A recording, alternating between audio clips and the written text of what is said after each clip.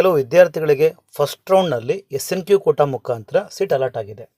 ಹಾಗಾದರೆ ನಮಗೆ ಸೆಕೆಂಡ್ ರೌಂಡಲ್ಲೂ ಸಹ SNQ ಕೋಟಾ ಮುಖಾಂತರನೇ ಸೀಟ್ ಸಿಗುತ್ತಾ ಅಂತ ಭಾಳಷ್ಟು ವಿದ್ಯಾರ್ಥಿಗಳು ಕೇಳ್ತಾ ಇದ್ದಾರೆ.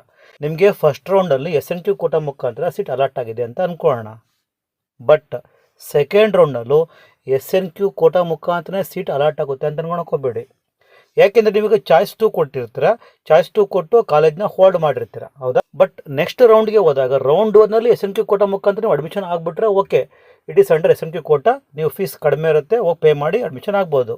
ಸಪೋಸ್ ನೀವು ಒಂದು ವೇಳೆ ಸೆಕೆಂಡ್ ರೌಂಡ್ಗೆ ಹೋದರೆ ನೀವು ರೌಂಡ್ 1ನಲ್ಲಿ ಅಲಾಟ್ ಆಗಿದ್ದ ಸೀಟ್ಗಿಂತ ಬೇರೆ ಹೈಯರ್ ಪ್ರಯಾರಿಟಿ ಕಾಲೇಜ್ ಸಿಕ್ಕಿದ್ರೆ ಆಗ ಫಸ್ಟ್ ರೌಂಡ್ನಲ್ಲಿ ಅಲಾಟ್ ಆಗಿರೋ SNQ ಕೋಟಾ ಸೀಟ್ ಕ್ಯಾನ್ಸಲ್ ಆಗುತ್ತೆ.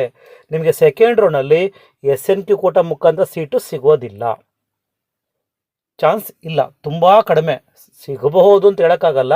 ಯಾಕೆಂದರೆ ರೌಂಡ್ 1ನಲ್ಲಿ SNQ ಕೋಟಾ ಮುಖಾಂತರ ಸಿಕ್ಕಿರೋ ವಿದ್ಯಾರ್ಥಿಗಳು ಅಡ್ಮಿಷನ್ ಮೋಸ್ಟ್ ಆಗಿಬಿಟ್ಟಿರ್ತಾರೆ. ಸಪೋಸ್ ಕೆಲವರು ಆಗಿರಲ್ಲ ಅಂತ ಅಂದ್ಕೊಳ್ಳಿ, ಅಂತಹ ಸೀಟು ನಿಮಗೆ ಸಿಗಬೇಕು ಅಂತ ನೆಸಿಟಿ ಇಲ್ಲ, ಯಾರಿಗೆ ಬೇಕೋ ರ್ಯಾಂಕಿಂಗ್ ಮುಖಾಂತರ ಸಿಗ್ಬೋದು.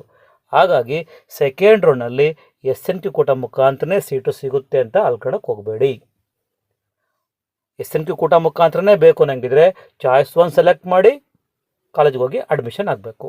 ಸೆಕೆಂಡ್ ರೌಂಡಲ್ಲೂ SNQ ಕೋಟಾನ ಸಿಗುತ್ತೆ ನಮಗೆ ಅಂತ ಅಂದ್ಕೊಳಕ್ಕೆ ಹೋಗಬೇಡಿ.